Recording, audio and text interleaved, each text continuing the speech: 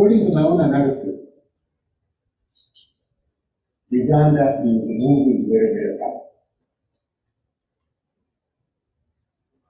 Very, very fast. In all aspects, positive and negative. My own assessment is that the positives are more than the negative. That is, the negative can also be loud and affect the positive.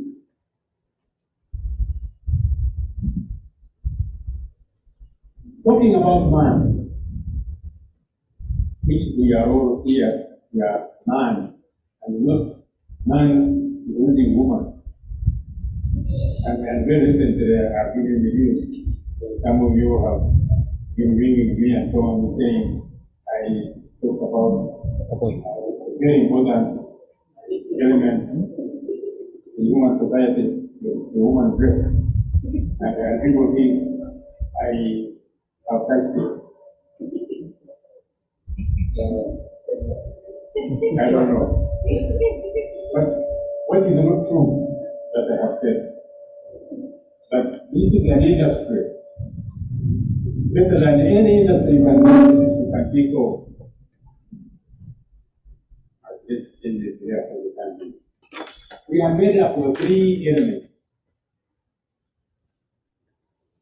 The soul, the body, and the mind. And the soul, if you take on all religions, Buddhism, Christianity, Islam, and so on, we talk about that part of man which is from God, the Creator.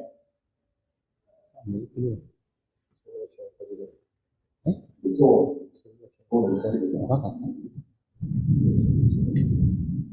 There's nothing we talk about. It came to you, with you. And when you die, God, where it came from. I want bother to talk about where it came from. Then the second part is the body. This is the body which all of us grows in our mother's womb. This body, you touch, you feel this body. How much do you know this body? Do you know much about it? The physiology, that's the anatomy a little more, because you can open and see the heart, see the lungs, the kidneys, and so on. But the anatomy, the physiology. As I'm talking now, you are receiving this sound, you are receiving, you are looking at me, and so on. All that is happening in the body, which you have no part in creating. You didn't choose to be born, a man or a boy or a girl, but there you are. Tall or short, the size, genetics, the size, what you eat, the size, where you are located within the universe. When you look at people with slight eyes, the eyes are little narrow, the opening is narrow. It has to do with where you are located, with the sun, and so on. The body. Suppose have been made from soil. That's why it goes back to soil. Even when you are eaten by a lion, it's still, you still go back to the soil, because the lion also goes back.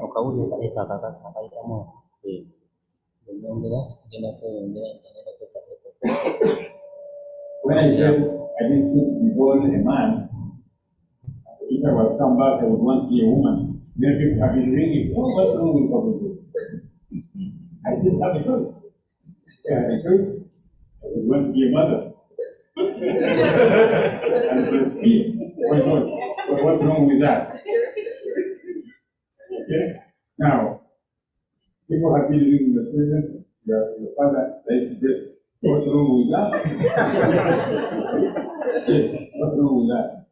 And it is something that we are things we do talk about because of the mindset.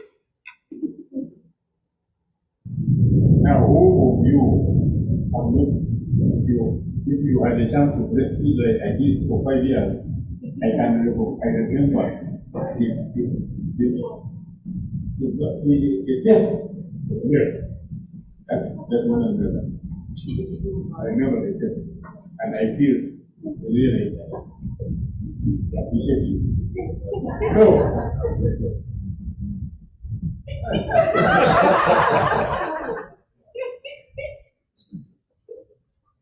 the body gets wounded, have health, and we do medicine, we build hospitals, all sorts of things, but this is the body.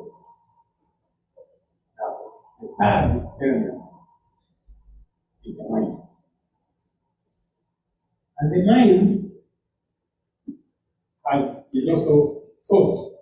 Now, I'm getting some more information that actually a kid inside the mother's womb hears.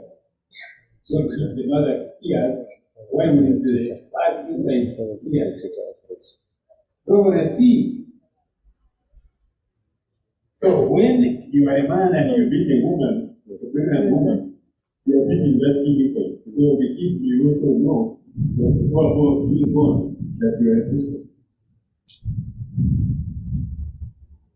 So, since we can now go into the womb and even start thinking of what is going on there that affects the mind, then we have entered a very difficult area.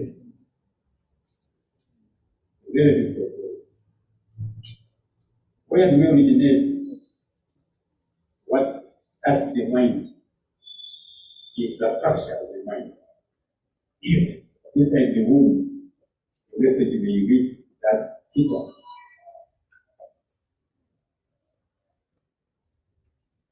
Inside the womb. The kid cries in the river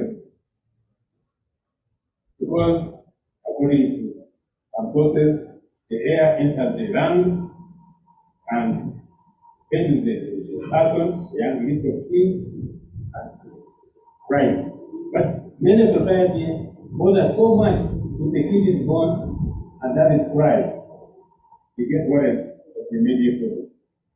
Getting up, the response may be simply biological. But that's when they know that the person that is born to deliver is tested alive and remain. From day one, apparently, in the first 3 days, the kid has already recognized the mother. And therefore, the transmission of what the environment is, those of you who are mothers here, you must have noticed that the kid in the first 3 days will try to touch the mother's breast as the mother is feeding that kid. That is already a perception of the environment. And the kid learns from the mother. The kid learns from the environment, the mother. That's why when I talk about my experience with my mother, some people think like, oh, yeah, that's the mother. Because the kid grows in the womb, the kid comes out, and most of the time is with the mother. And learning starts with the mother, directly in justice, and the mind starts growing. Now, I want you to have a picture, an image in your mind, something like a sack, a container, the mind being a container, where things start coming in. The face of the mother, angry. The face of the mother, smiling. And the kid learns smiling from the mother's face, and so on and so on. So you can see if the mother is, I'm moving out from the mother, I can go to the environment so that I don't have to think that the problems that we face in society are from the mother. But we learn from the environment. What do we learn? Language. Hey, now you anger is expressed, friendship, love is expressed. Now you can start thinking how much of what you want, how much you part and parcel of your experiences of your one, including now the experiences of the other.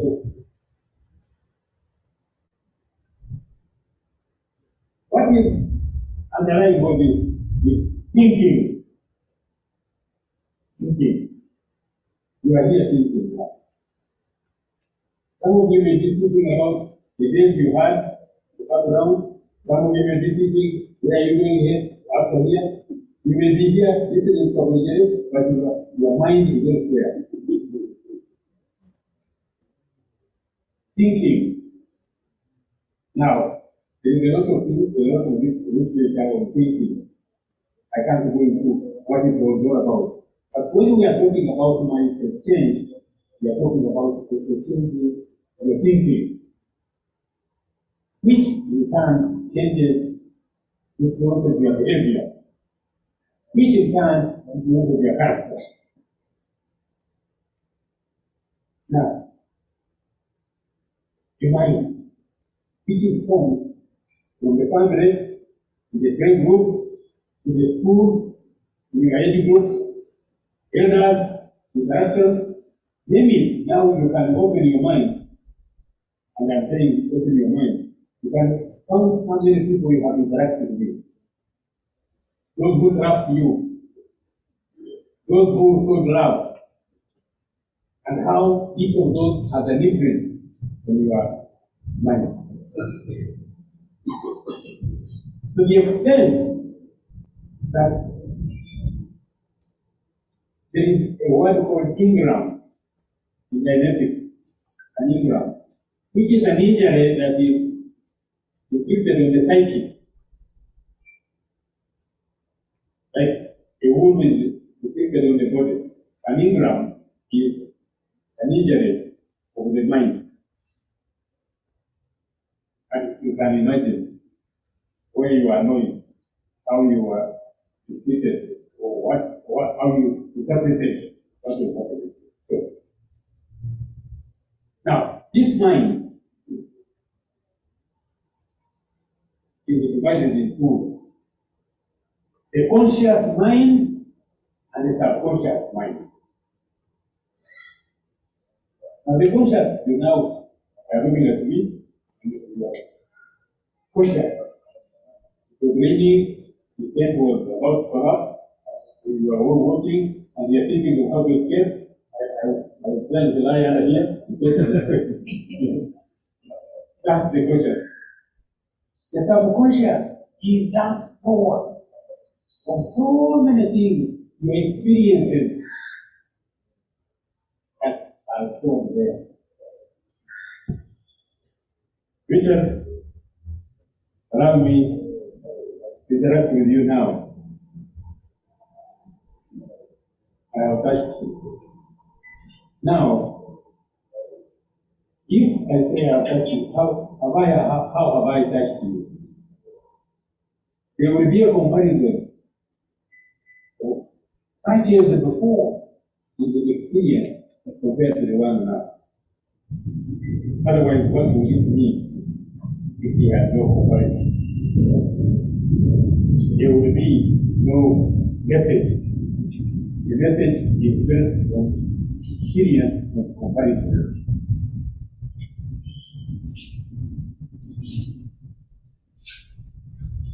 Mind.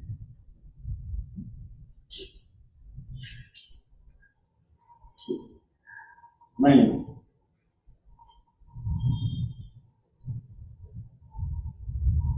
If I say your culture, the society in which you live, has shaped you to be who you are.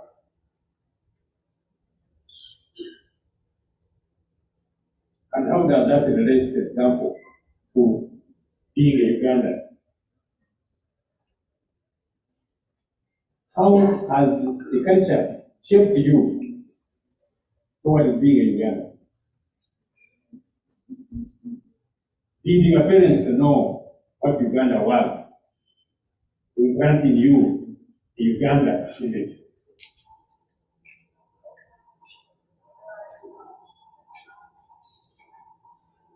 You who is 35, who was born in this period, in the NRM period, that is, yeah.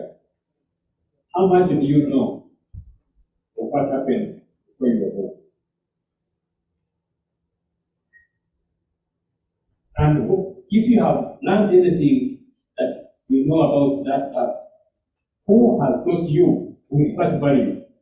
I'm now coming to the value. We are creatures of values. And those values are determined by where you grow and how you grow. Values, beliefs. What do you believe? To be good. What do you believe to be right? What do you believe to be wrong? I give you an example. I went to Bulgaria in 1972 for a conference. When I came back, I was telling my mother how I had been in a very far country and how I was right. In the menu there was snails that I tested them, and she vomited immediately. Because how could we did it as son, as he knew me, eat snails? So snails, just occasionally cause the problem. Yet people eat snails, and they enjoy them. This is where the mind gives you what you have over time taken to be right, taken to be good, taken to be correct.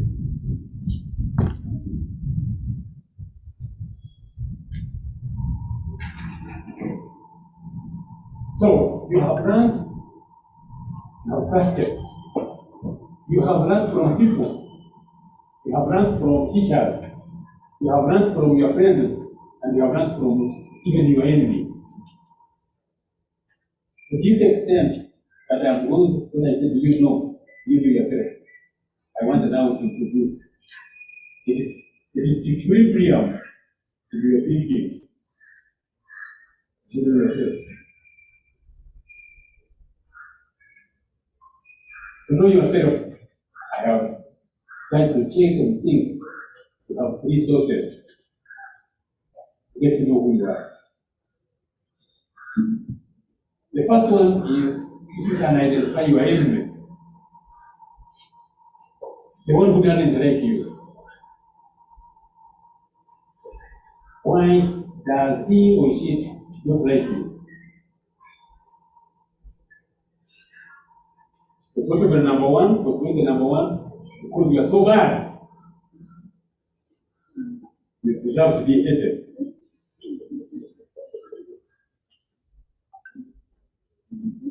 Why you are bad?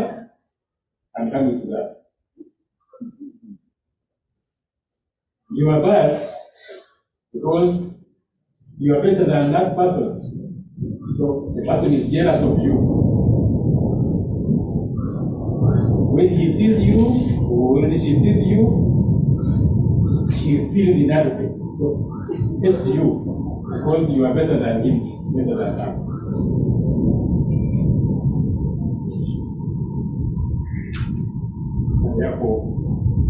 become bad to that person.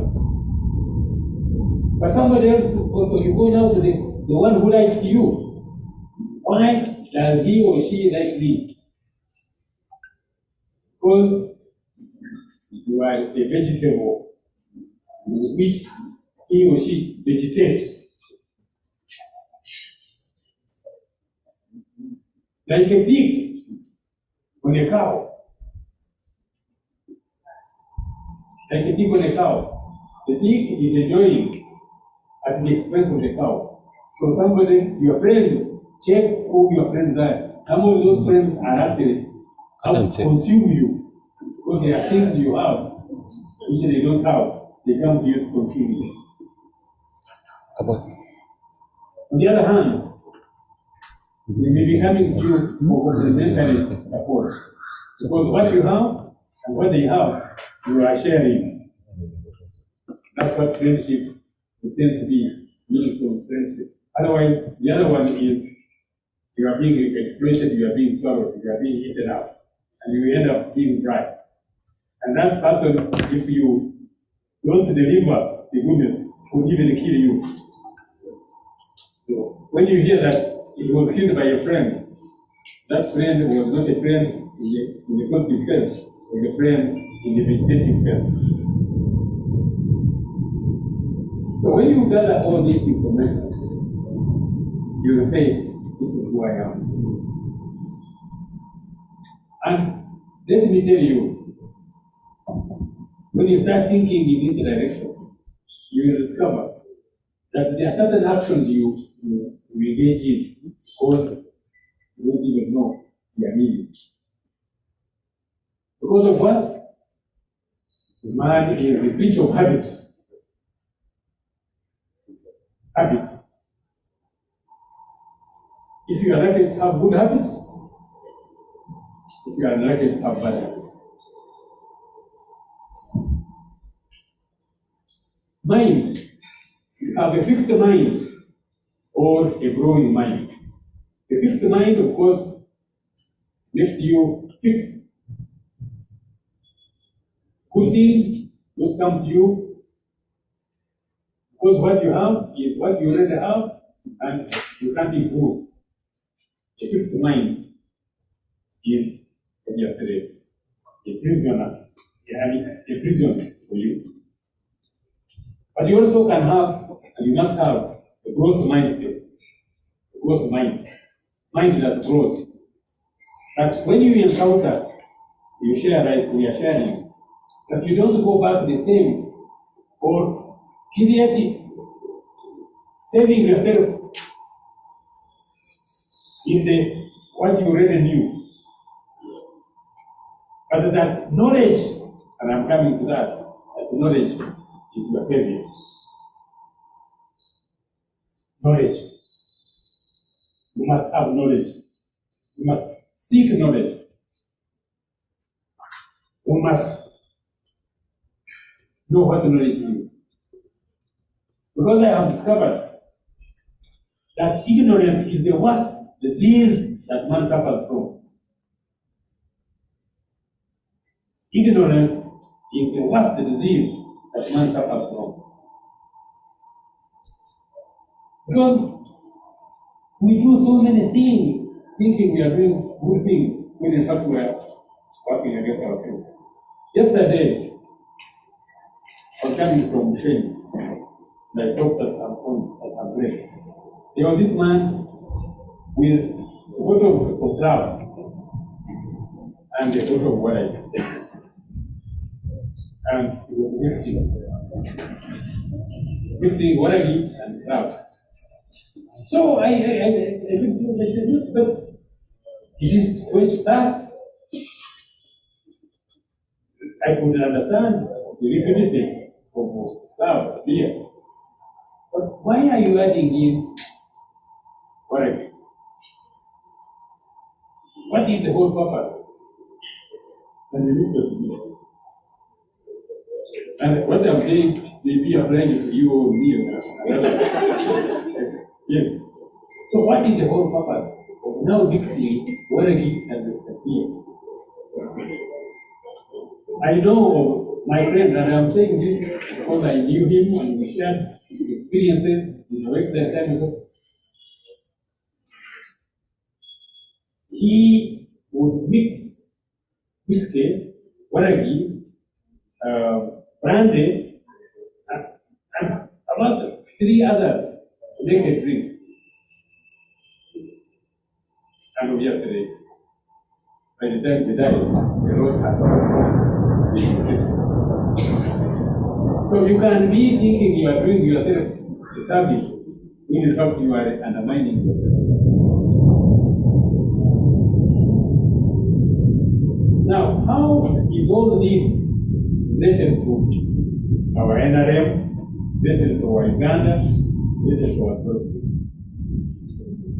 A fixed mind. If you have a fixed mind, how can you be helpful to Uganda?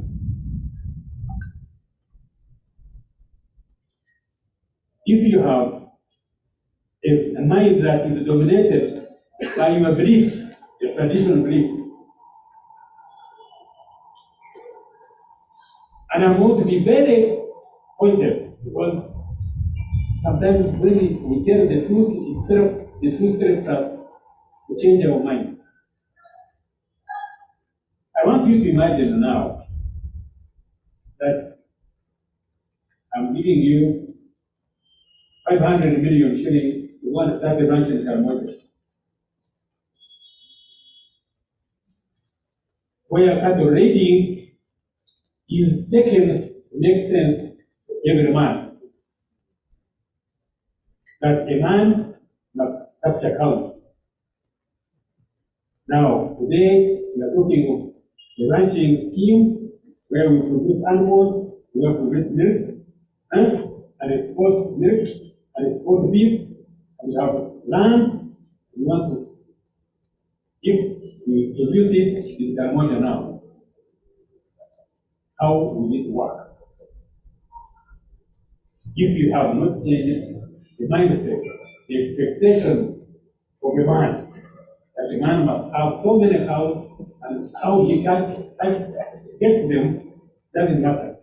How is that related to our growth? How is that related to our growth? Go to another area where female genital mutilation is the norm. And any of us here, any of us knows that biologically you are doing the wrong thing. In fact, you have other societies where the very part that is cut in other societies they are located.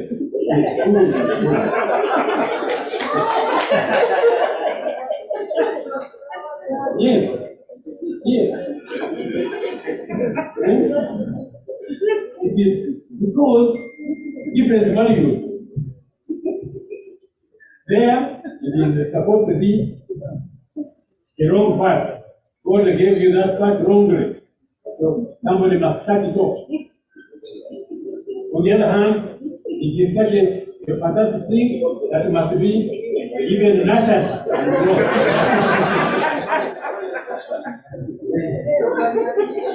And you know, that genital mutilation affects girls from going to school.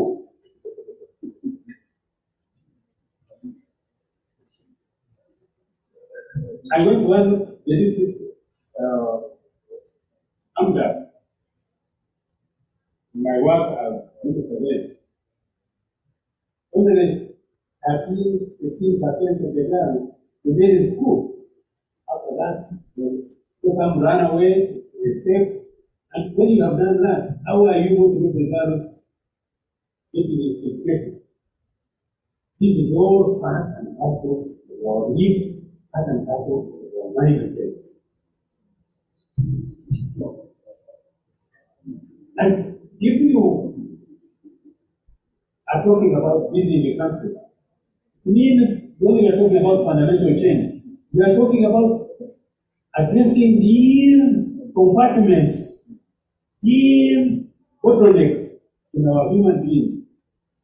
In a country like Uganda, which is so much culture that we must now go in each mind, set, each mind build up, get a new mindset that cuts across all world and comes up with a new Ugandan mindset.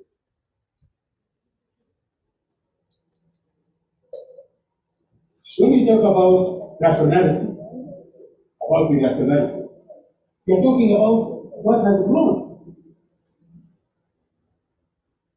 You know, I give examples from my own life experience. I have a daughter. When she was teaching her A-level subject, she picked physics, mathematics, and chemistry, PCM. Now there were people who wrote to us, I want to mention who they were. Hey, these are difficult subjects. These are hard. Fortunately, I was go ahead. Your interest is needed. You now have a case to do. So, even the limitations that we find in society, girls don't do this, women don't do this, are all part and parcel of what we have learned over the years. And it is not even today alone. We talk of God as a man. Really, when you think about it, God is a man, God is a man. Why? When you think about what you see and what God does, for me, and I'm living my own view, God is more of a woman than a man. Now, I can see someone is saying here, because if you are a woman and something like that comes, because you may have been so subjected to the man. And when it looks like this, you are created, you are better shattered. As if where you are, you fixed by the mind builder. There is a knowing capacity that is given by birth, because you are a girl or a boy. The capacity are generated in society.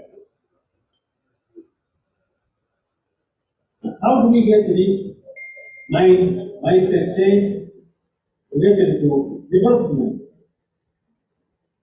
Two categories of mindset. There is a scarcity mindset, and there is an abundance mindset. Scarcity. Oh, I can't do this. Oh, you don't have this. Oh, for that we are poor. We poor people. If we are this, we poor people. Why are you poor? Who said that you must be poor? To get a person out of that mindset is a hell of a job. It's not a balanced mindset. These are people who can do it, and you need to do it, and you do.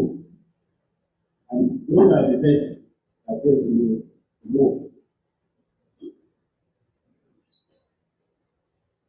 When I talk about the culture and the subculture, I should have added a little more in the subculture.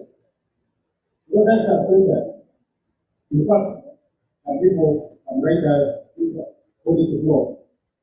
That's where I go in. Because the subculture, when you are asleep, when you lie down and sleep, the subculture is still operating. Your digestion, your work, thought, going on. Because you're doing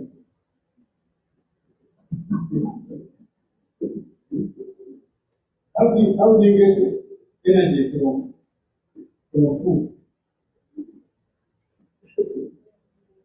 Imagine the food you eat, the food that you eat, and compare with what you sit out. Where does all this going go? Right?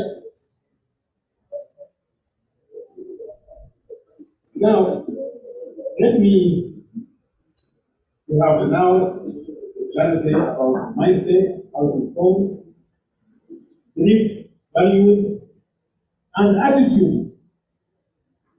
Attitude. Our attitude.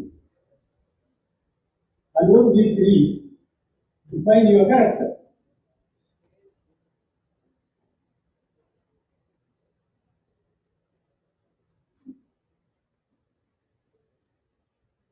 Now, mindset is because I experience it. Experience. Now, I want you to go back as far as you can go. Because today you went to school. If you can correct, you can see the experiences you have gone through. You don't doubt who you are. When I was reading the book, none of the years, none of the things I have been around. Yes, I've been around. There's so much that I know more than my children know. If I don't tell them, they can't know. And that's why we come here to tell you, the younger ones, to tell you, those even when they are not young, who they never have had the information, the experience.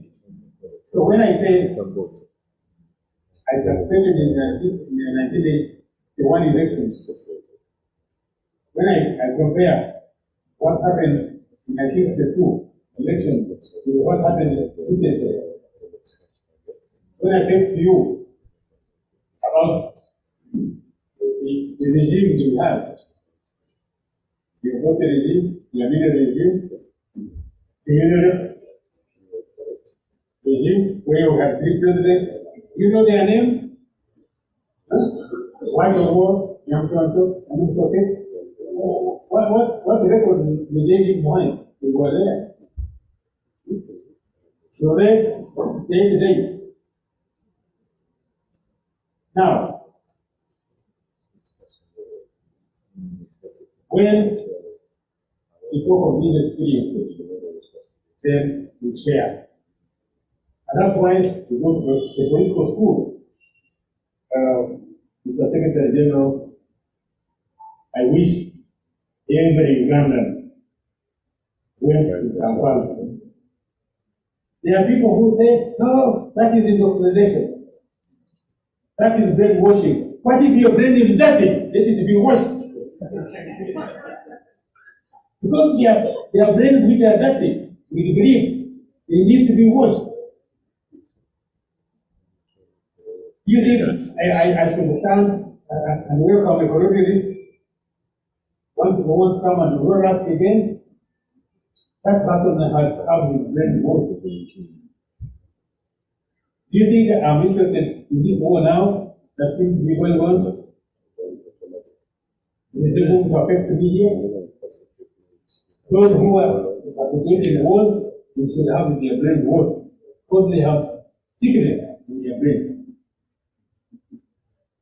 So brainwashing is not as negative as people say, because they are not a brain. If you have wrong beliefs, why shouldn't you have your force? In any case, why do you have a school? Why do you have a training? You are English, you better.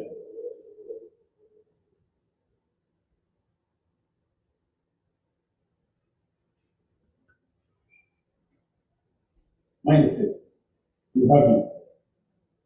Check it now.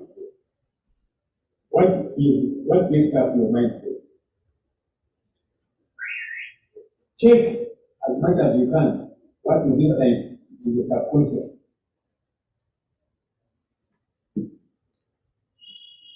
We people We from this area. You eat, when you eat food, it is digested differently from me who comes from another area. When you are hungry, is there a special hunger? When the COVID-19 comes here, does it touch you only and not me? So that's where we have to clean our mind and how a universal mindset. And that's why we are internationalized. When the president talks about being Pan-African and work towards solving African problems, that's why we are humanitarian. We talk of humanity.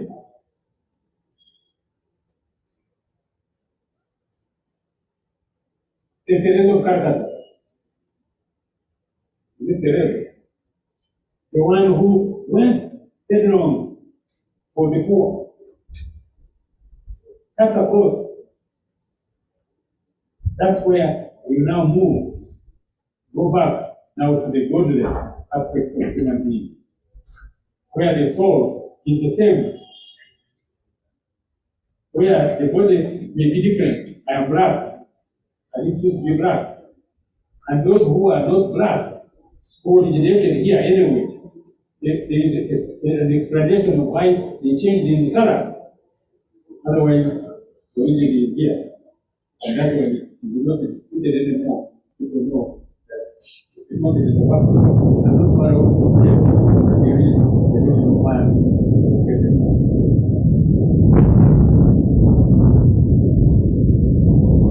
So, mindset now. If you have an idea about what is the mindset of a leader,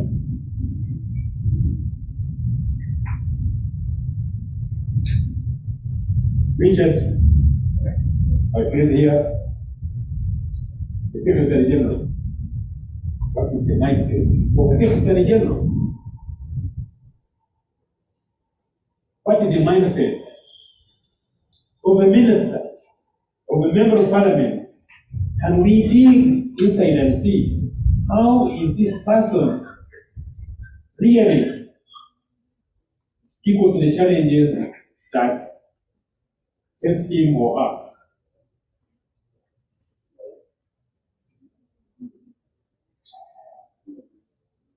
The mindset of a teacher. Do you know a teacher can immobilize the kid? A child who is detected by a teacher looks badly at the face of a teacher, of a child. The child will receive a course. I had a teacher in Makere.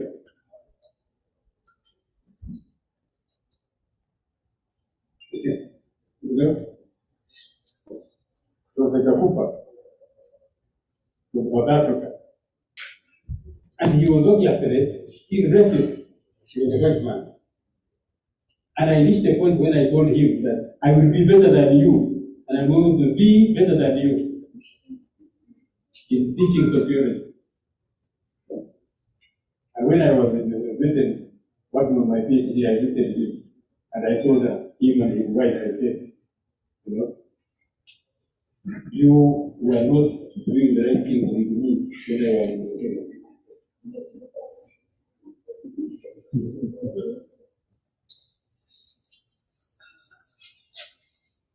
How do we now prepare the mindset of a parish chief now? You know, I am telling you this very frankly. Our challenge now in Uganda is managing success. There are people who think, oh, failure here and there, zero. Where do you go, you never find failure. But success, how to manage it. This society of ours is changing very, very fast. You just start from today. see whether what you have seen today is the same you will see again tomorrow. On any aspect, change is occurring very, very fast. But some of us are not oblivious to do the more. If this change is occurring, how do we harness it? Policies that have been established, you know them. Those of you who have seen the idea development plan, Utandikwa, Yoga, and now we are coming in with the Paris model. All these are fantastic policies.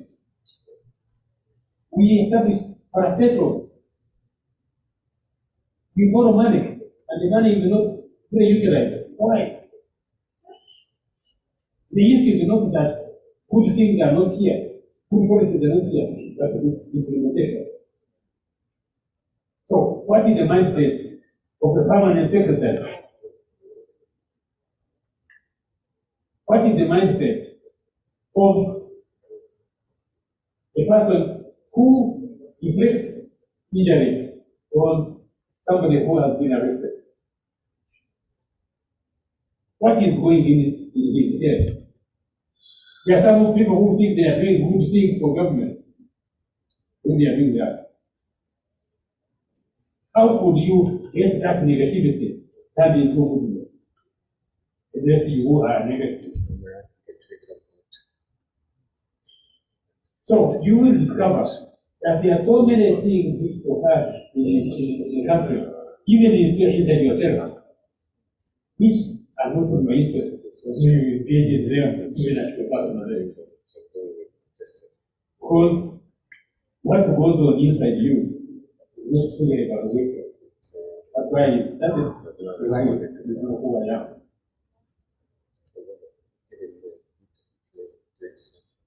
If you know who you are, why do you do things that are not in your interest? In the recent discussion, I referred to the matter of foreign, the matter of foreign from Troy now. And foreign defined as acting against the interest. When you are contrary to it, the Americans went to Vietnam and they acted against the interest. You know? So, in our situation now, people wanting to build Uganda, to move Uganda from where it is, what are they? Why are we so? Where are we where we are now? Why? Did we have leaders? Why did they do certain things which didn't help us to move? Now you have people with 36 years. Is it an accident? Are these 36 years continuously, cumulatively? Are they an accident? Why did it happen before? Because they have a mindset. It is the mind working on moving. The British were here from 1900 officially. They built the dam, the first dam was in 1954, and they built only one dam. In 54 years.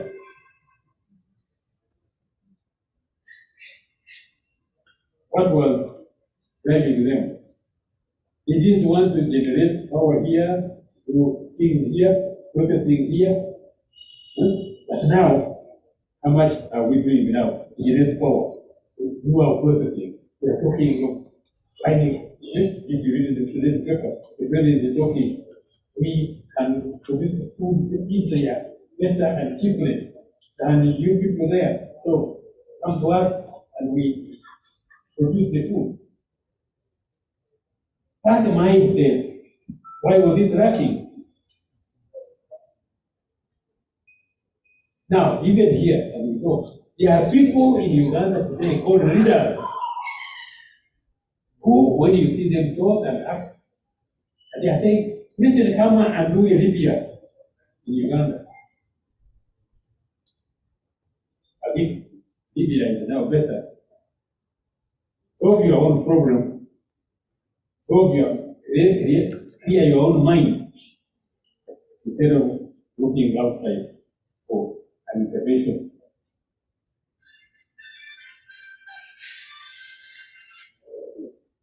Mindset. Change your mindset and you have changed your destiny. And if you are a leader and you are clear about your country, then you organize change that changes the destiny of your people.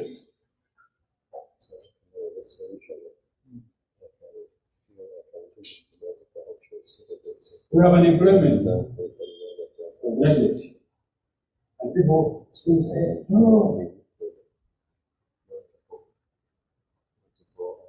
How do you, at the same time, as you are producing graduates, you are also producing leaders?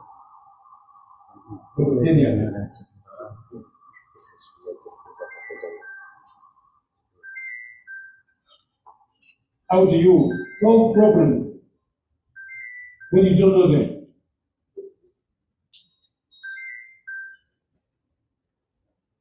What are the problems of Uganda today? Some don't sleep because John 7 has been in power. 7 has been in power, and that is their problem. Why aren't you in power yourself? Why did you go there? There are times when I tell people, I say, look, you be a president tonight. When you lie in your bed, be a president. And see how you have solved Uganda's problem. You don't criticize the simple things, you know. You can say, oh, here, when you're talking, you mumble. But you talk and see whether you will not mumble.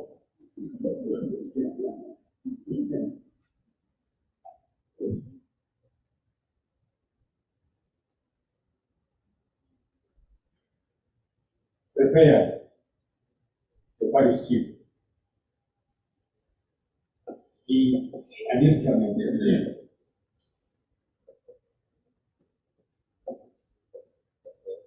Do you know why the British relied on the parish chief? Because it is the smallest unit there, and these people were on the ground. When I ask you now, when I ask at the beginning, you know your village. I want you now, when you go back to your village, please do an exercise. You respond to what I have said. Go around your parish. Where is the water? That's right. What is growing there? What crop? The cash crop. The seasonal crop. What is there? Because in the parish, that's where the school is. In the parish, that's where the hospital is. I'm not saying that the hospital in every parish, but I'm saying wherever the hospital is, wherever school is the geographical area which belongs to the parish. State house is in the parish. It is in the city, but it is located in the parish. So, do you know? Can you undertake to check the resources that exist in that parish and see how they can be better utilized for the betterment of your people?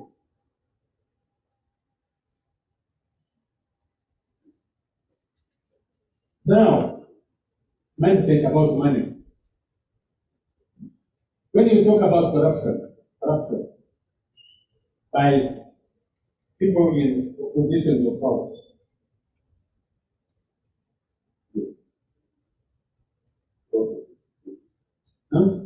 corruption. Money that you know belongs to the public for their improvement, for their emancipation, and you take it. What mindset is this? And yet, there is Christianity, and there is Islam. You are told not to steal.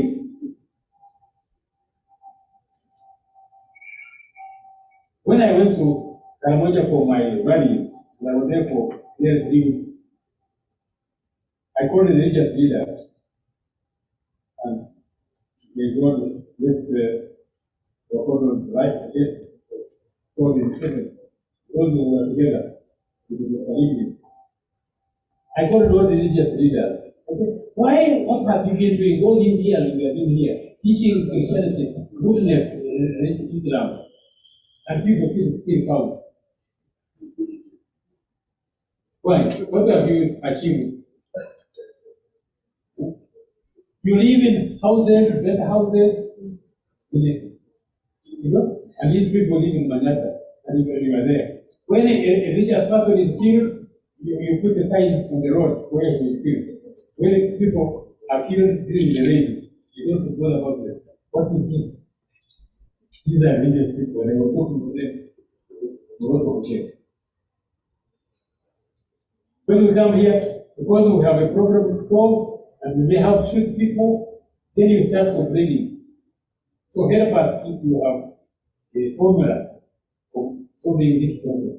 Start already so that we can move.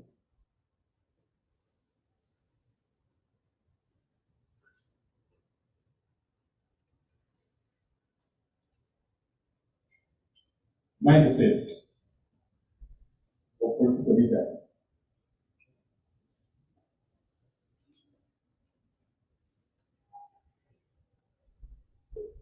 I have been lucky to speak, but I didn't shoot people when I was born. So I'm not luckier than you. You are likely to live longer than me because life expectancy is going up.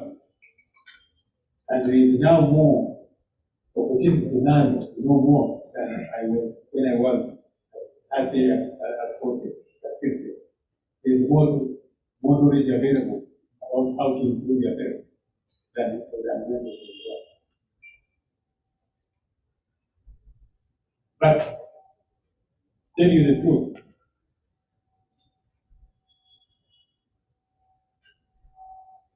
to be a leader is not things right. To know what is right, to know what is good, is not everybody education.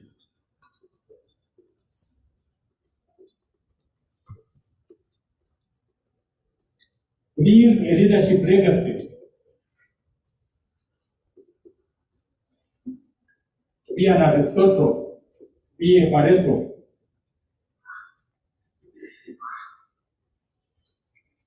You not everybody education. So, we are here now, and I'm challenging us that in our mind,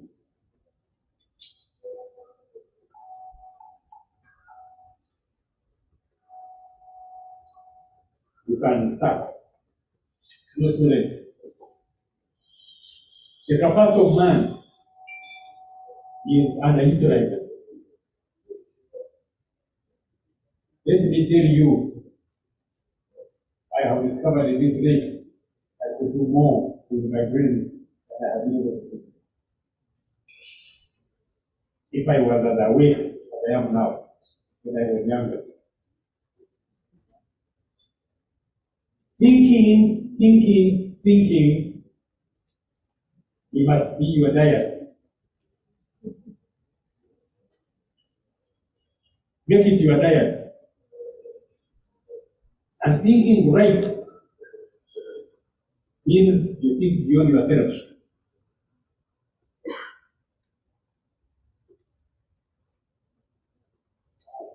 You think, well,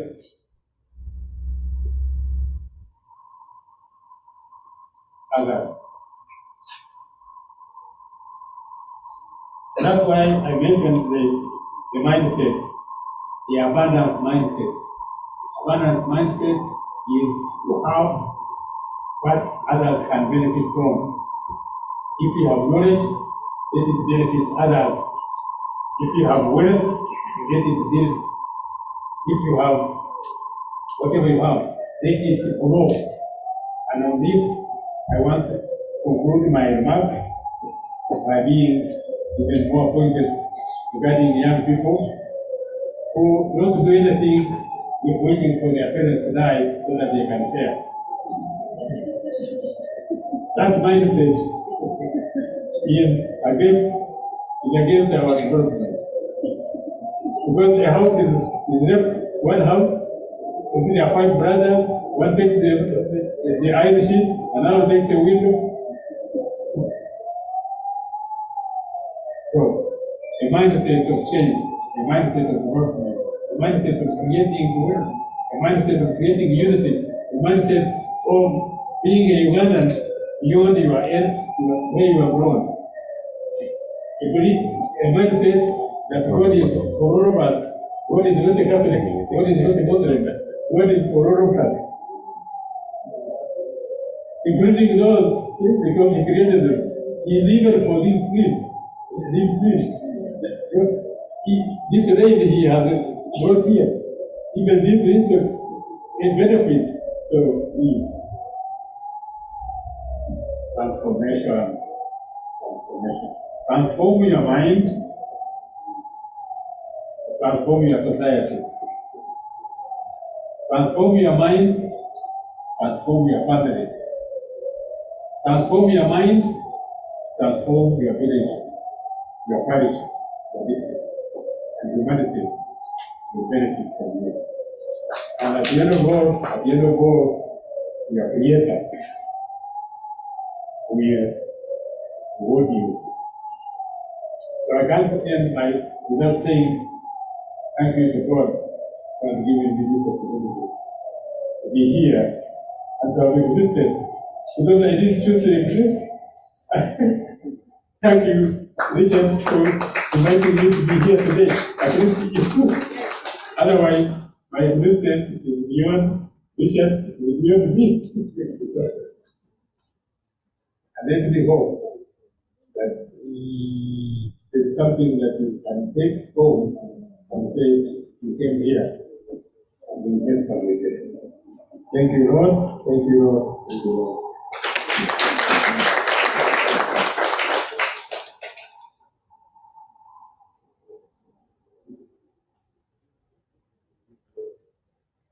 Thank you very much, Professor. And another round of applause.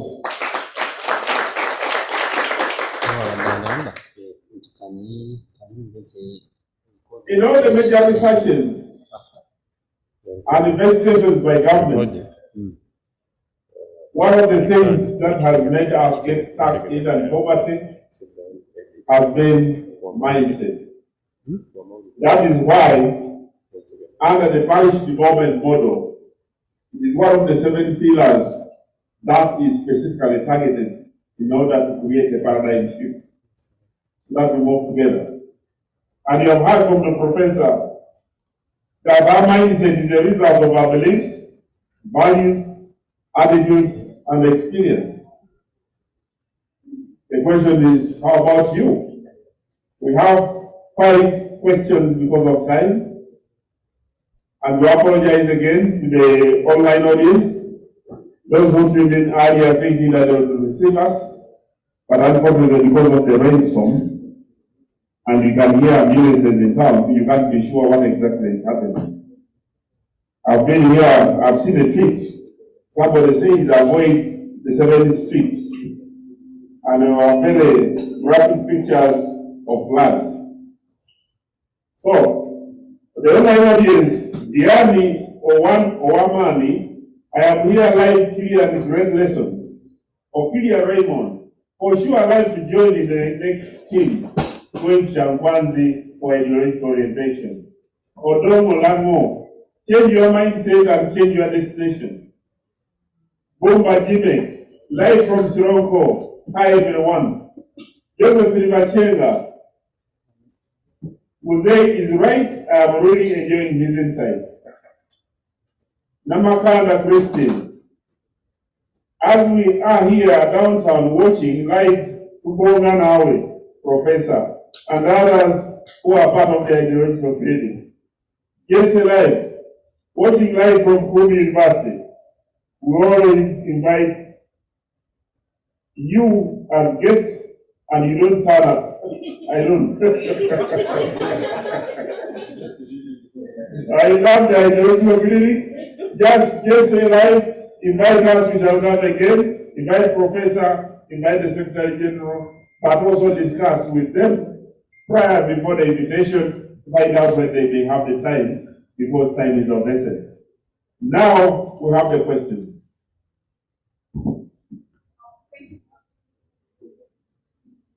Thank you, Professor, for the elaborate.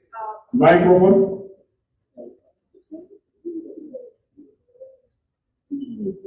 Thank you, Professor, for the elaborate.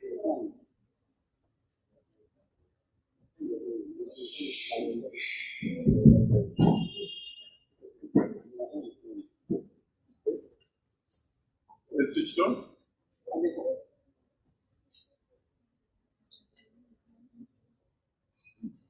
Yeah, that sometimes.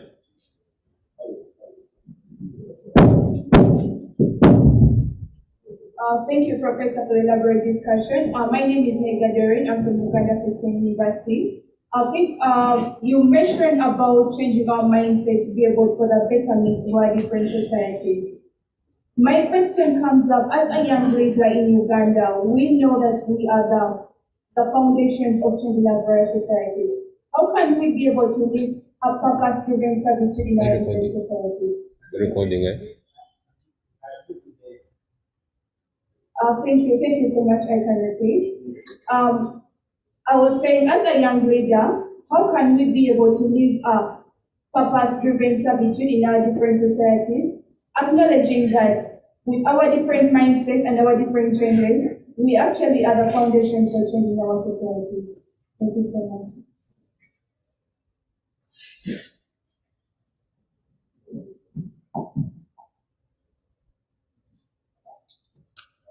I will speak in Uganda because I know everyone can hear Uganda. Go ahead. We shall get it. Okay.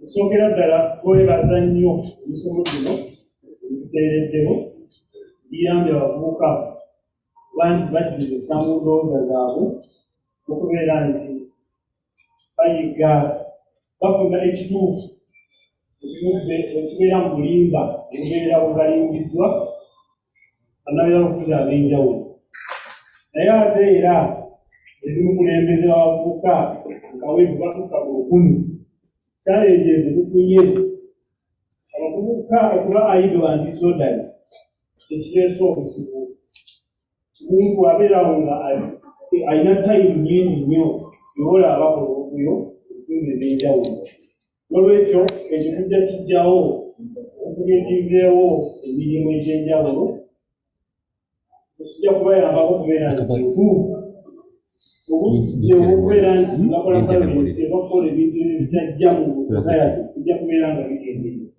neyanza Serunkuma Hamidu ulidde mu kabuga. Right Honorable Secretary General, that gentleman, you got it. Oh, thank you very much. Thank you very much. Thank you.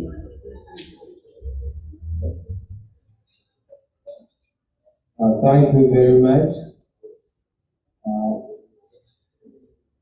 My name is Muhumza Elifaz. I'm from Bungujo District, Western Uganda. And I'm here for the very first time. I want to thank... I'm glad for somebody from Bungujo. You're most welcome. I want to begin by thanking the Secretary General and the Professor. Actually, I was in Kampala on Monday, and I was like, I cannot go without reaching the headquarters of our party. For us, individual, we are yellow. And I've been a leader in the NRM as a young adult. You've seen me for the last 15 years, from the village up to the district level. So,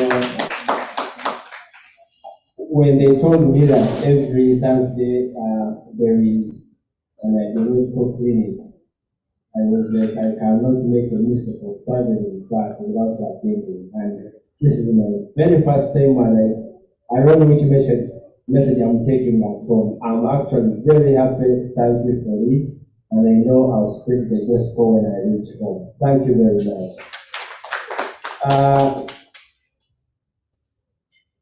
I want to thank the professor for the good message you've given to us. My question is just very simple. That is, how can the current youth's mindset be a hindrance to their development? How can the current youth's mindset be a hindrance to their development? Yes, he's asking how is the current mindset of the young people, a hindrance to their development. And Mr. Secretary General, I personally beg that before I travel back to Nigeria tomorrow morning, after this session, you allow me to share with you something very small. Thank you very much. Thank you.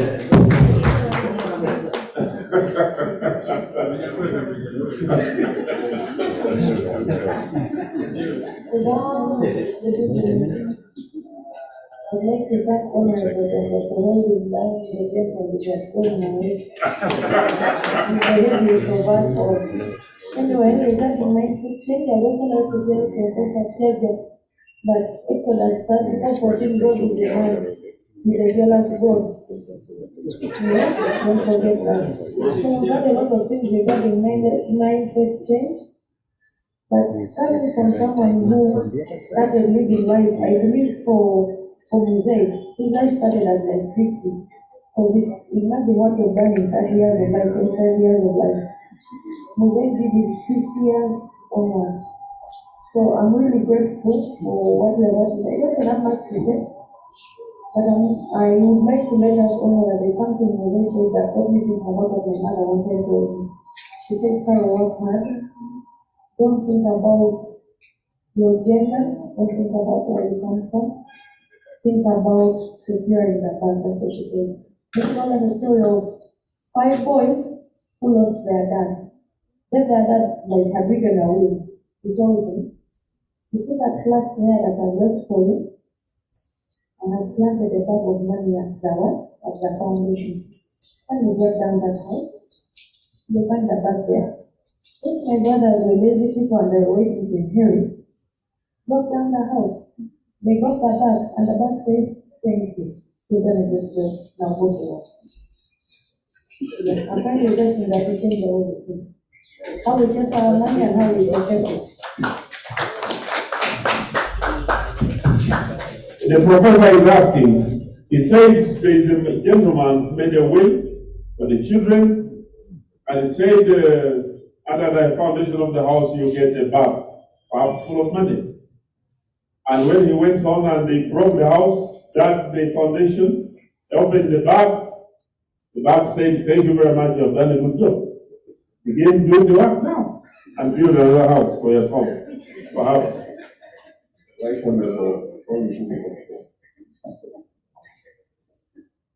you so much. Thank you so much, Right Honorable, for everything. My name is Rachel Mariana Kanjako from Kampala University, Daba Campus. I'm sorry. Go ahead. Sorry, I came in late.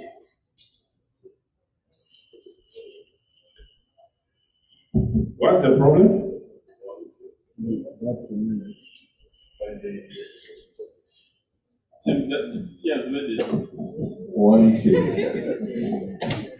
Thank you so much. Well, still saying that I came in late.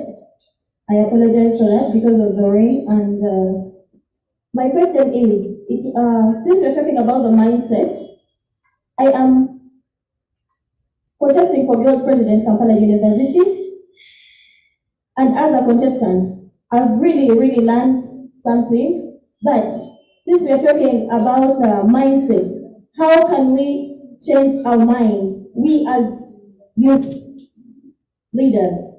Thank you so much.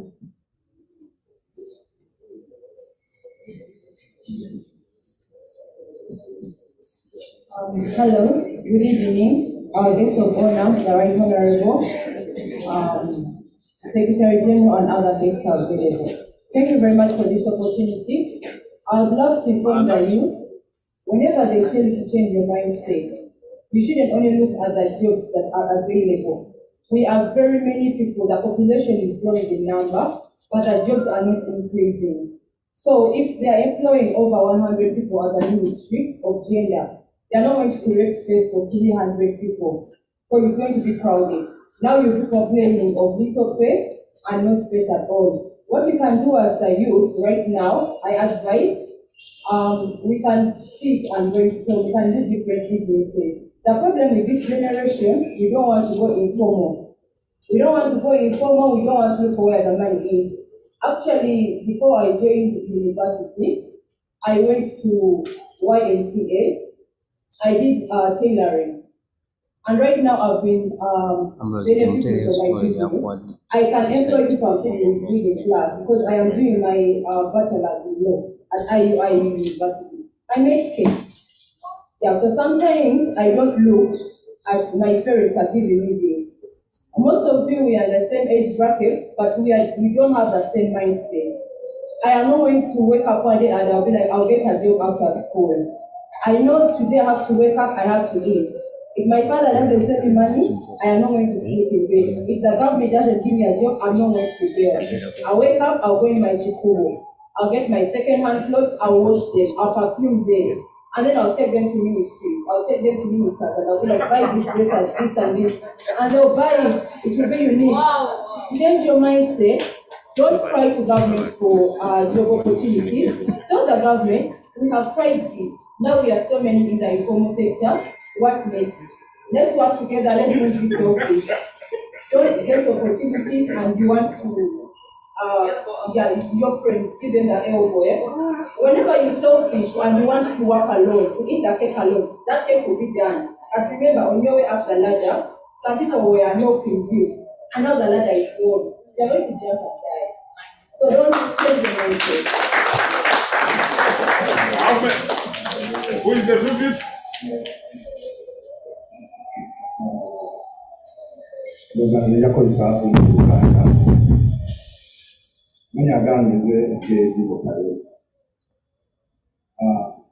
Sanyise nnyo okulaba nti tusoma ku kintu kwatulako ddala, that is mindset. Ate era ne neebaza abasobodde okututwala omukulu ayogeddeko ku kyankwanzi n'agamba nti obanga obwongo bwo abamu bagamba nti mindset, abamu bagenda kubooza bwongo, abamu bagenda kukola ki, naye nga lubanga obwongo bwo buliko ekikyamu era weetaaga n'ogenda ekyankwanzi ne bakwoza obwongo n'omuddamu mukyamu. Naye nga nzira ku nsonga ey'okuba nti mindset ekwatiraako ddala ku bavubuka okukyusa obwongo, okudda mu layini n'obanga osobola okwefuyentinga emirimu egy'enjawulo. Yes, we have changed our mind, we think positive, we think of unity, tulowooza ku mirembe.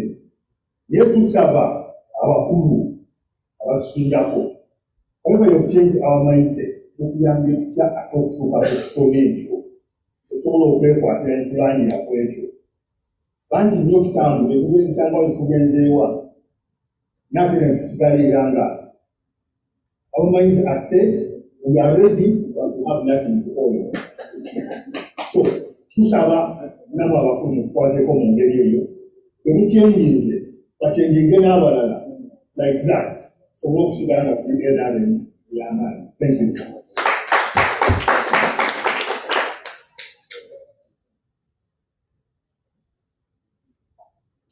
The Right Honorable Secretary General and the total author, and by the name of Omala Samuel, the Guild President, Uganda Institute of Allied Health and Management Sciences.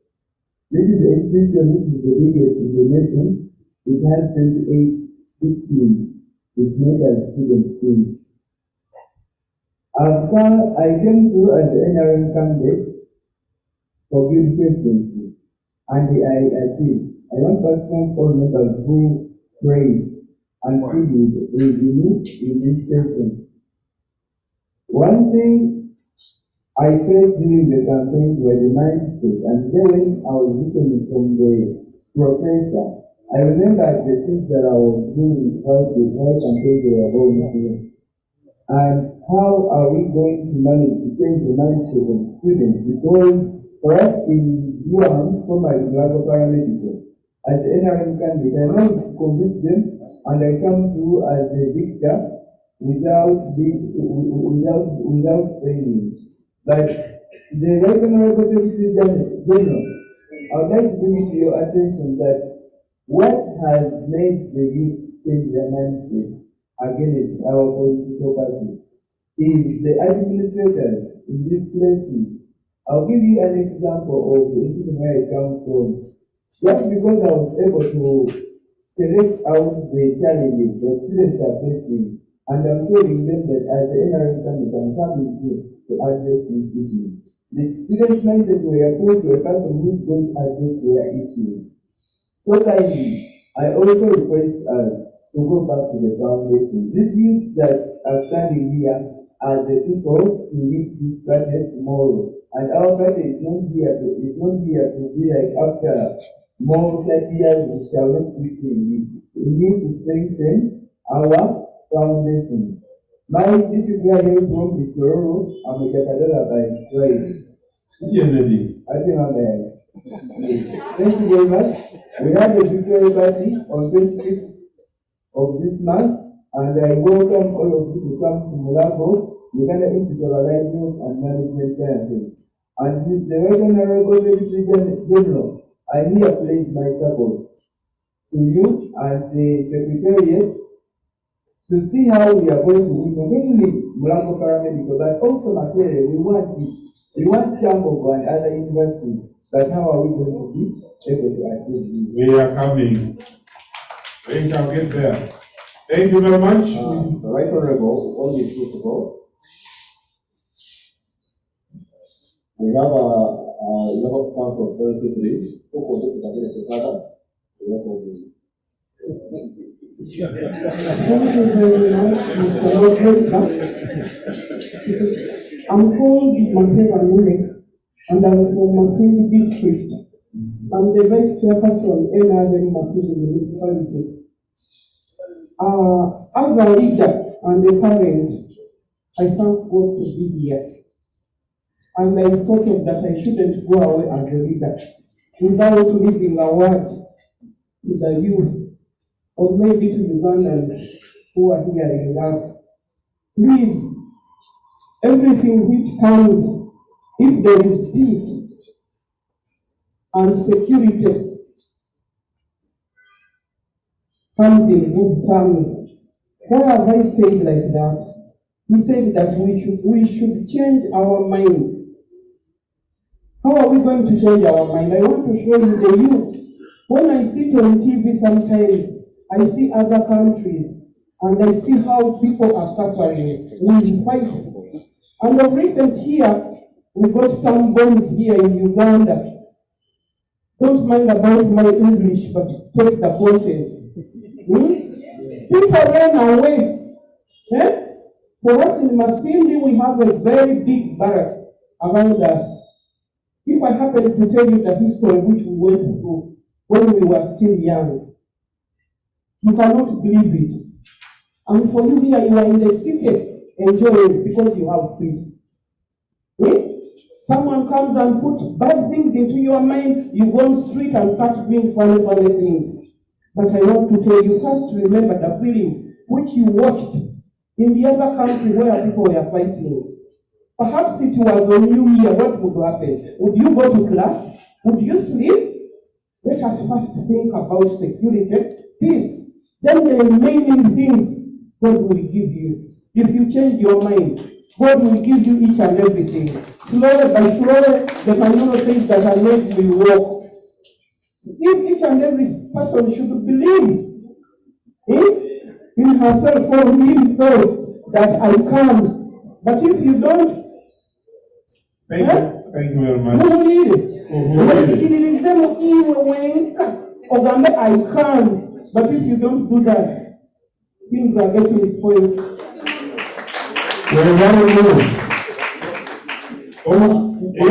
Finally.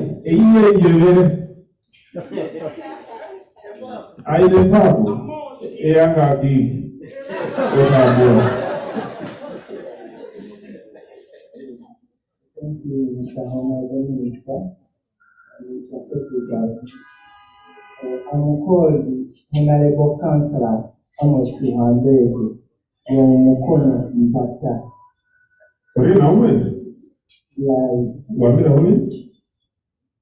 Gazia. I'm Councillor LCC, a direct councillor. For me, I have come to emphasize my people, always to be mindful. But for me, I stood as an independent, non-independent. Wali mukalula abantu batano, kyatanga naye.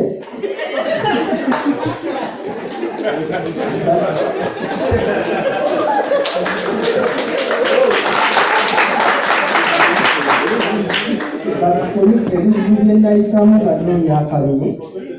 Omuzi n'okuba for me, bennali mukanya nabo baali bamanyi sijja nakwero nakuba by then sayina ndaga muntu.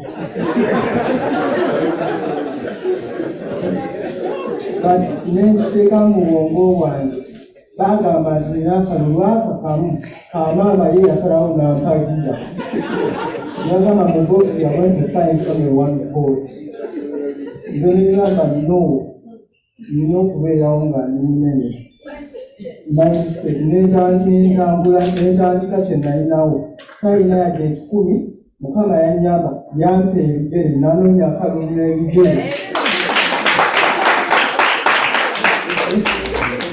nalemerako ennyo abantu ne balaba nga nnemeddeko akalulu kaba kanaatera okuggwako people ne batandika okuntambuliza kati mu mmotoka. So oba olina kwotandiseewo nayo n'obeera ne mindset etuuka eyo ebinene ne bijja byokka. Thank you very much. Thank you very much. And young people, okutambula kulaba okutambula ki yadde bishop okutakola kyakyuka. So when you see, when you go back and you that young people, you have seen the experiences of your people and your colleagues. At one time, I also give you my own experience, but because we are time bound, and invite Honorable Kawejere, and I'll give you a few minutes to conclude so that we can invite the Secretary General to come and wind up the process.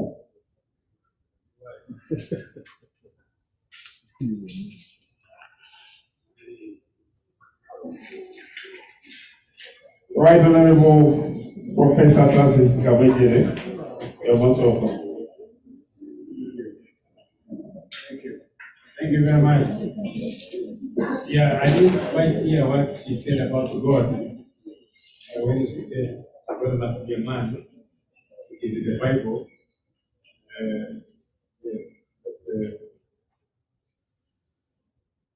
Human society derives its knowledge from such sources, but also with the capacity to challenge. Okay? Because God can't give sex. God can't be one sex. It doesn't make sense. Certainly God contradicts biological. You can't be sexual. You can't be a sex. It has no sex. But man, as the commander of society, as the manipulator of society, appropriates power through identifying the male. But also nature has shown the dominance of the male. If you look at elephants, if you look at cows, if you look at pigs, all these animals, the ox, so on, the male tend to have the dominance of power. Okay? And I think those who thought about God, they saw power naturally so distributed, they thought it was a man. But there is now more evidence that he cannot be any of the sexes he allocates. He can't be an allocatee. Purpose of living, how can we learn? That's how we are coming here. This is exposing ourselves to knowledge. Seek as much knowledge as you can, and you know what you want to do, your purpose. Let me ask you now, and ask yourself, why do you think you exist? Why do you think God created you and you are here? Ask yourself that question, and then you will have a purpose. He couldn't have created you to be a nuisance, to be a liability. So when you know what is good, then you can have a purpose. But if you are roaming around, living day and night, you cannot. People are idle and disorderly because they have nothing to do with jobs. When I was teaching, I used to tell my students that I am not teaching you for a job. But if you don't have a job, you should know why. Now,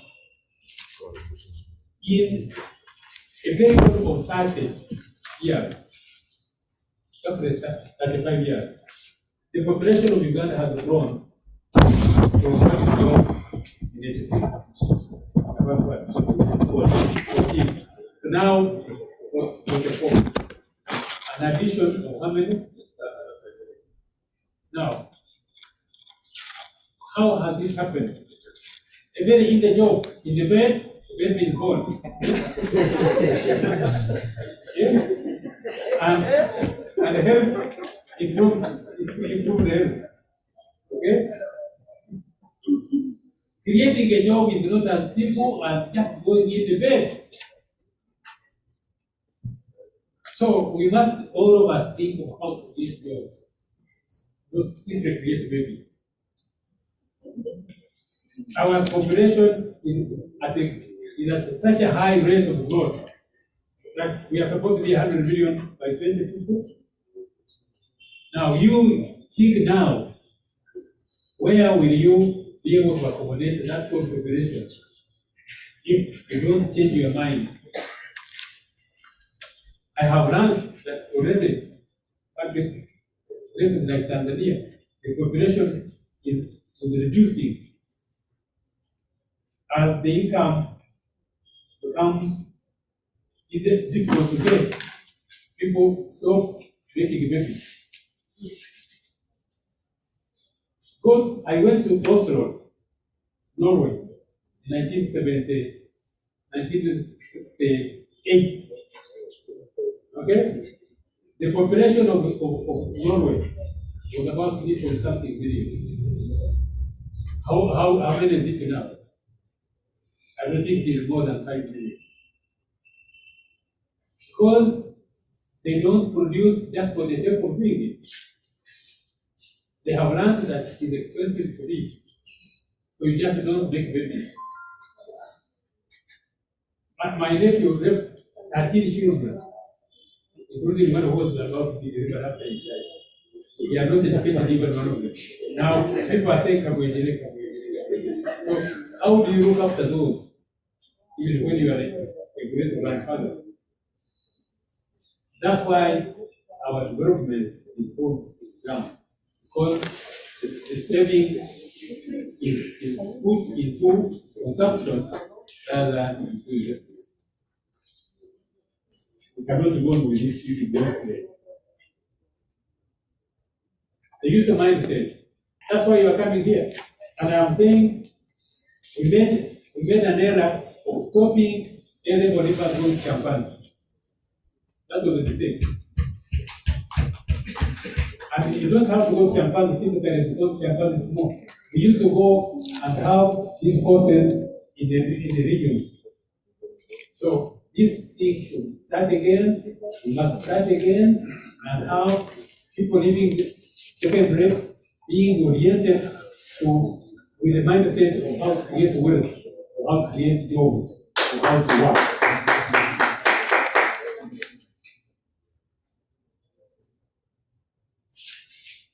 How can we, this one who broke a house, thank you for that story. Because that is the message, that is a mindset changer.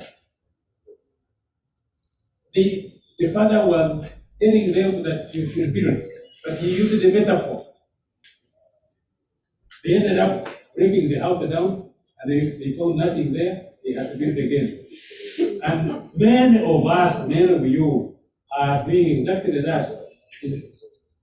What the fathers leave, what parents leave, is destroyed. How many of our people who have had money still have money? You can go to Rwanda, go to the daughter, and being very, very smart. But others, when the father dies, the wealth goes with him. So, mindset change, build wealth, and study more. Think.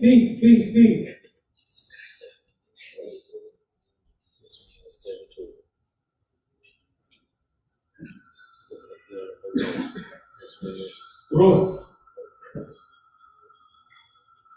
creativity, be creative. You know, some of our schools have also blinded us, thinking the world is there for you. There are some of you who are talking, hey, Mr. President, give us this. Mr. Secretary General, give us this. But the Secretary General is dependent on taxes. It's dependent on the budget the party has. Who contributes to the party? So be us. Now we want to get from the party, but we don't stand there. That also has to change. The treasury, those of us who are here who know, you know the money who goes into the treasury. How much goes into the treasury every year? It has been increasing, but not increasing at the rate at which we need it. That's why borrowing. And then when we borrow, we also don't use, which is very painful.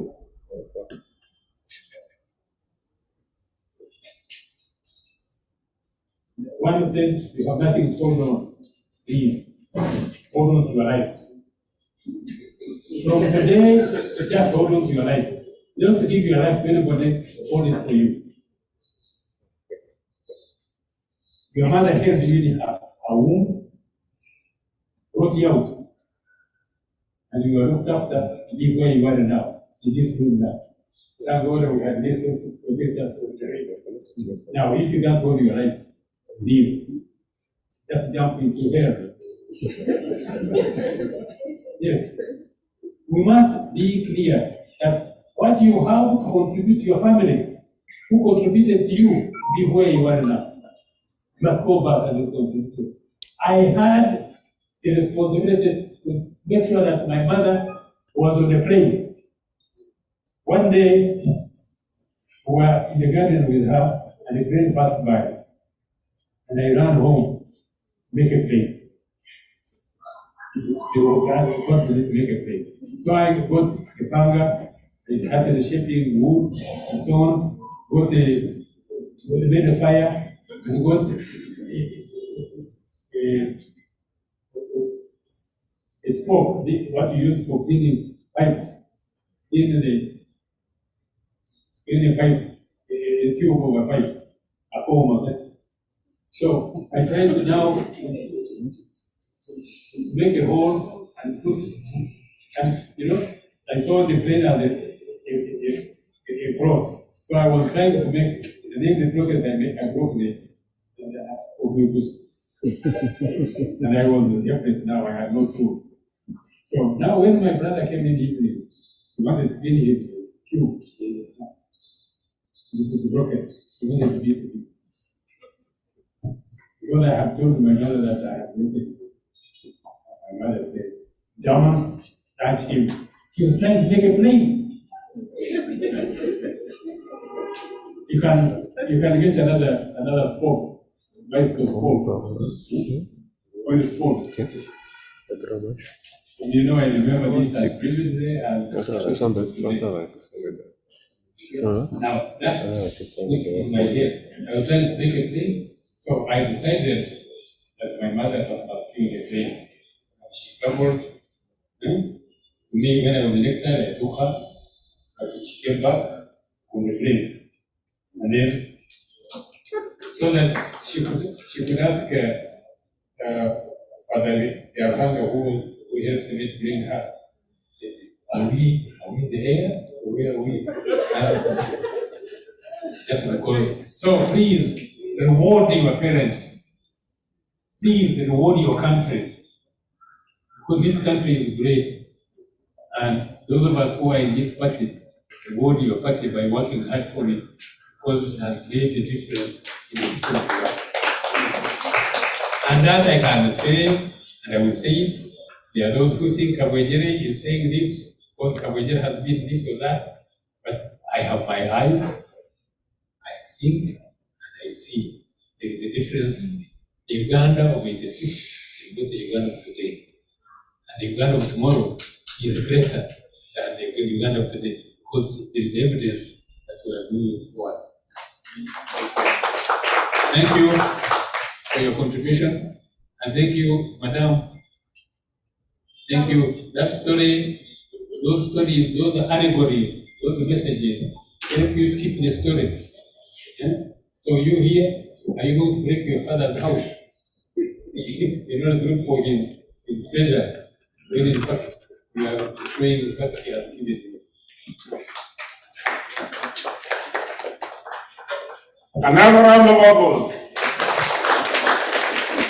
Professor Francis Kawejere is a senior scholar and is highly philosophical, and for sure he will come back again to throw more light, simplify some of the theories, and to discuss more with the young people, to tell you what you didn't know. To the young people who are in school, the National Resistance Movement in the manifesto has identified specific areas on how they are going to create the jobs. But there is something fundamental that we must do in our universities.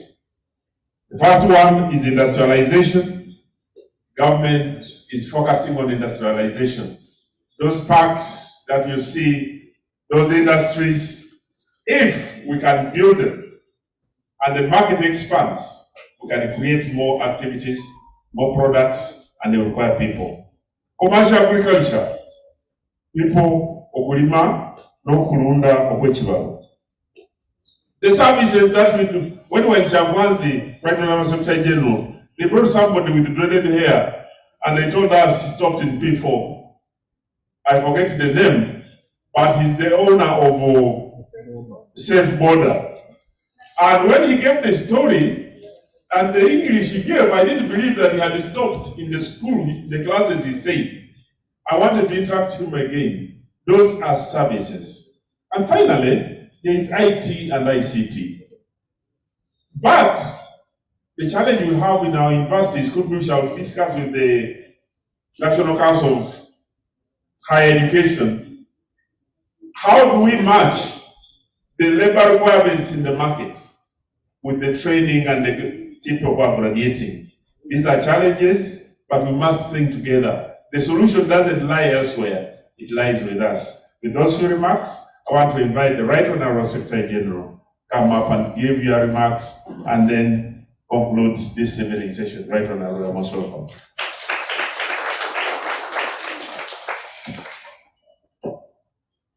May we clap again. Thank you, and thank you, Professor. Thank you, my brother Honorable Dombo, for chairing the session, and to you, friends, for attending this session and contributing. I hope you have learned something. Have we learned something? Yes. The professor, just to summarize what the professor said, then I give you something small, that when they started these presentations, they asked three very philosophical questions. One is, do I know? He didn't even specify what knowing is, but do you know? Have you asked yourself that, do I know? Me, when he was asking these questions, I was asking myself, that do I know? Me asked Todom, do I know? The second one is, do I know Uganda? Do you know Uganda? In terms of geography, the people, and all other activities that happens in Uganda. The tribes in Uganda, the cultures, the history, and everything about Uganda. Do you know? Have you bothered to know? Go with such a question. Then the most important one is, do I know myself? Do you know yourself? I think in psychology, I learned when I was in school, there is a professor called Professor Joari, who talked of the 4 paradigms of a human being. The 4 brackets, a square in you. The first one is, what is publicly known about you? I am Todd Wong, I'm the Secretary General of NRM, that is public knowledge about me. The second bracket is what I know about myself that none of you can claim to know. And you all have that. The third one is what you know about me that I don't know about myself. And that is what forms opinion about me. And that is what forms opinion about leaders. And when you see voters going for X, not Y, just know that box is where they are ticking in. Not the public knowledge, but that box. What they secretly know about you in comparison to your competitor. Now the fourth one is that spirit in you that makes you change, the mind in you that helps you to change for a better person. And that is what he describes in this presentation. The other area that I thought I should share with you is thinking. Because he said, thinking influences your behavior, it influences your character, and it influences your action. The way you think is how your behavior, character, and actions are formed. I hope you got all this. Because if in the morning you wake up and you say, I'm lazy, I'm not going to work, you stay home, you'll not go to work. But your neighbor will get up and will work, will come back home, would have earned for the day, and you would have stayed home. Just because I'm just bored, I'm lazy. And this happens a lot with young people. How you think? Of course, he told us about fixed mindset versus growing mindset, and then scarcity mindset and abundance mindset. You remember all those things. Now, another area of interest to me is that what is the mindset of a leader?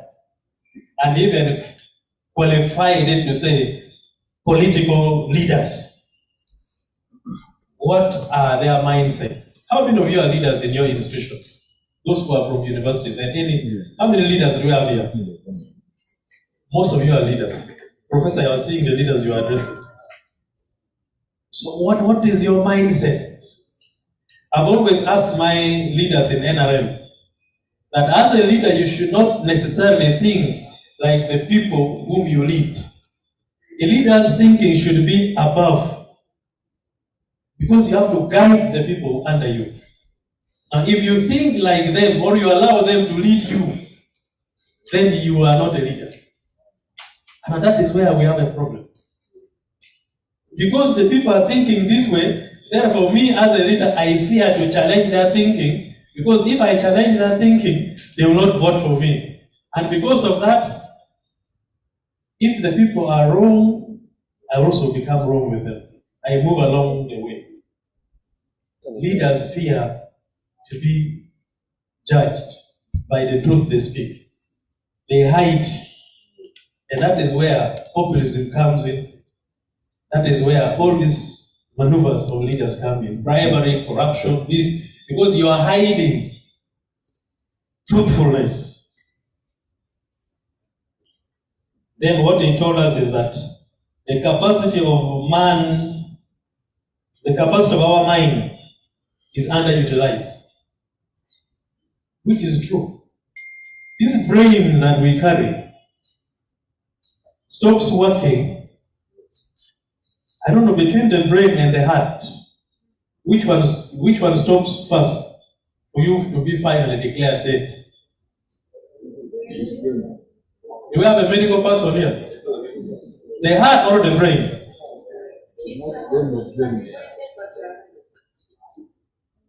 Anyway, that question someone should come and answer next time. But the brain is like what propels your body, what propels your vision. Everything about you is programmed from the brain. The switch that you have here, how you think. And that is what the professor is saying. That we are underutilizing our brain. Why? We don't think. We follow what is already set. If we know, it is mostly in the public service. We are programmed to wake up at 8 and we will be in office by 8. By 5, you are out of office, you go home. From Monday to Friday. Saturday, Sunday, you rest. Saturday is washing maybe and doing a few things. Sunday, you go to church. The whole week, you are programmed to that. And if somebody is not preparing to give you an assignment in office, you go and sit until you are given something to do. If you don't do, you sit.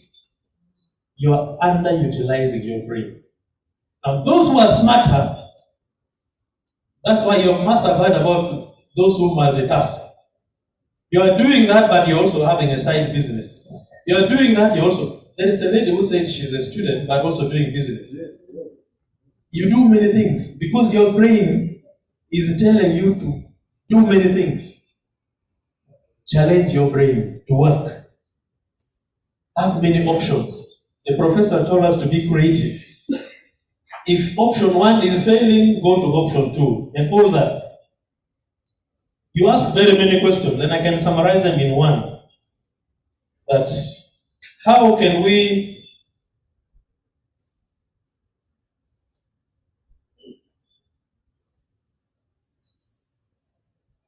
help the young people live better and prepare for the future?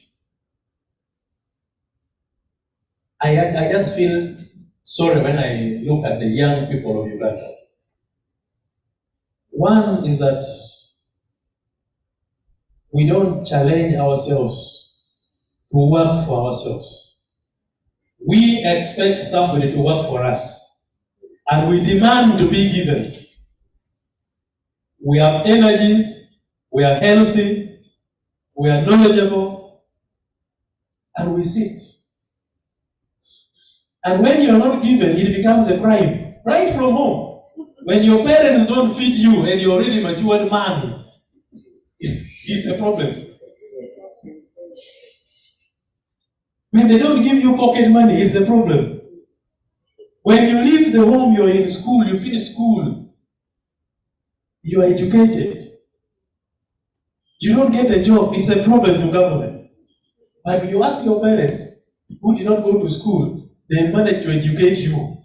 But you, who got educated, is asking to be given. And you sit. You sit, you start demanding, you start demanding, you start demanding. But sharper ones, in the process of sitting and demanding, are thinking, they're being creative.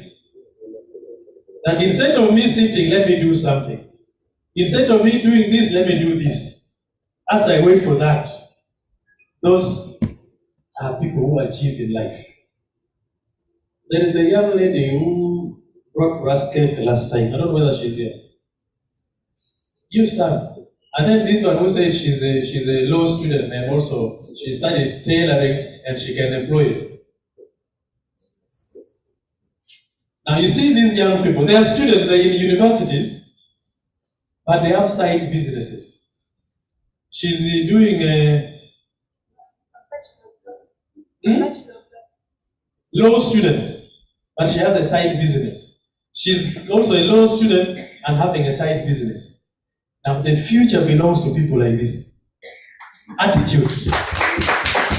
Attitude. The current world we live in, employers might not even employ. See, employers will not employ your degrees.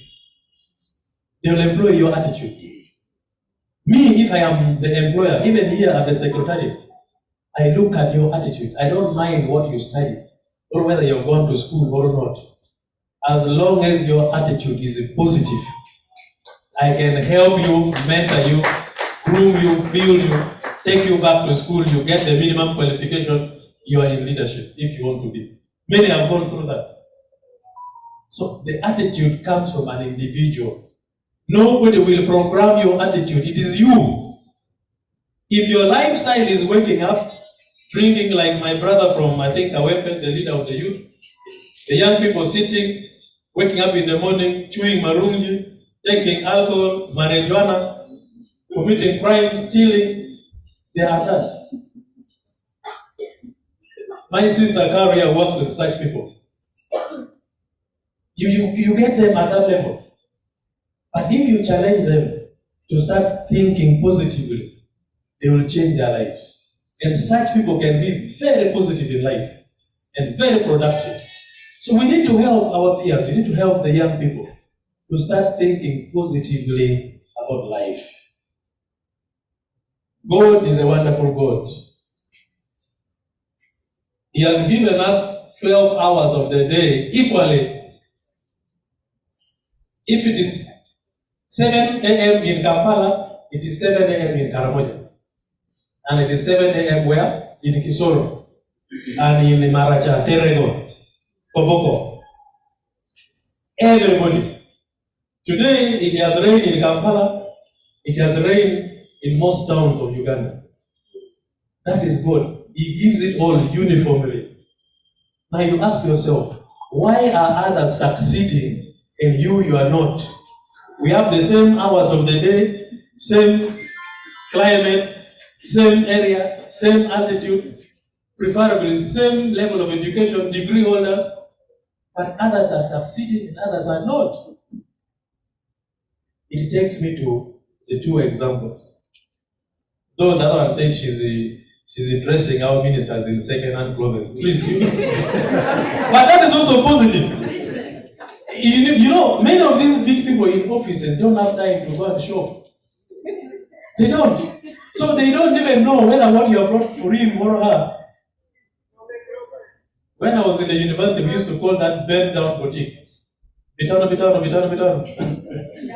So you go and select, you do it well, you iron, you put perfume, you put in like a packaging.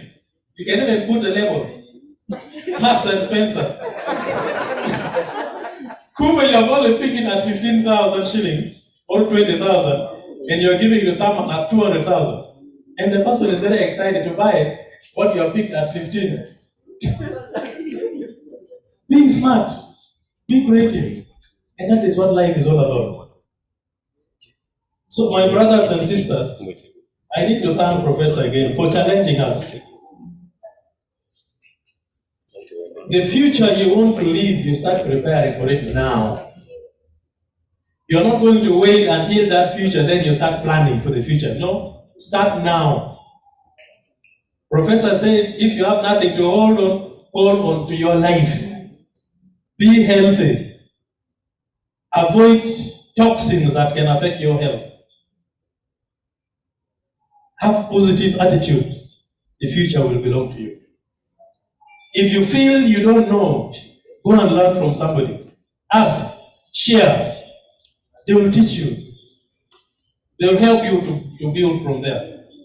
Many of these millionaires in town that they talk about started in a very small way.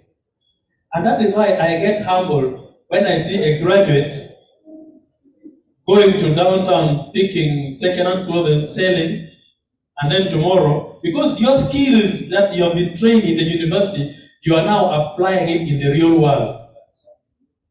And that is where life starts. You do your books of accounts, you keep your books, you have a bank, you know where to go and get credits from, you know how to pay back your loans. That knowledge that you acquired from the university is now helping you in the life. You start this business, is running well, you start another one, running well. You find a young man running 4 or 5 businesses in this small town. But another one is just sitting, waiting for the parent to run around offices to ask for jobs. Nobody will give you. And when you get that job, the job gives you 700,000 shillings. Immediately, before you even get your first salary, you have applied for a salary loan. They give you a salary loan, you go and buy a car. You want an apartment of 600,000. Your salary is 700. Are you seeing how we start on a wrong footing? You start at little money, but your consumption is way above your income. You live throughout your life on credit. You are working for others. People who are smart, who give you loans, are the people you are working for now. Because those loans come with interest. You're paying the person with interest. You're working every day. You're leaving your home, going to work, but you don't see any change in your life. You start blaming government. But it is your lifestyle. You're driving a car on credit. You're staying in a rented house. Your income is little. You start being corrupt. And life ends at that. Young people should learn not to be excited with life. Start in a simple way. Whatever you earn, make sure you save. Whether you earn 5,000, make sure you save 3,000. Learn to save, learn to save, learn to save. But you see somebody who is not working, he's holding 2 smartphones. How much are smartphones these days? 600, 1.5, depends on the type. They even know the grades. Me, I am paid, I can afford a good one. But you don't have a salary which can afford that. You're getting a phone of 4 million, 3 million. And not only one phone, you have 2. And all of them you are connected on social media. You are buying data every day. You are on conversations. You don't use that phone to look for jobs or for information, but just for social interactions. Hi, whoa, wait. What's up? These are realities. Mindset. We consume seriously and we don't save. If you just look through your life, maybe I don't want to ask this question, but if you drink the other thing that the professor was talking about, and you even mix, a bottle of that one is how much for those who drink? The brown one. No, it's not bad to drink. Just if you can take one of it. Imagine it's about 500 shillings. Is it 500? A bottle of beer. So you know.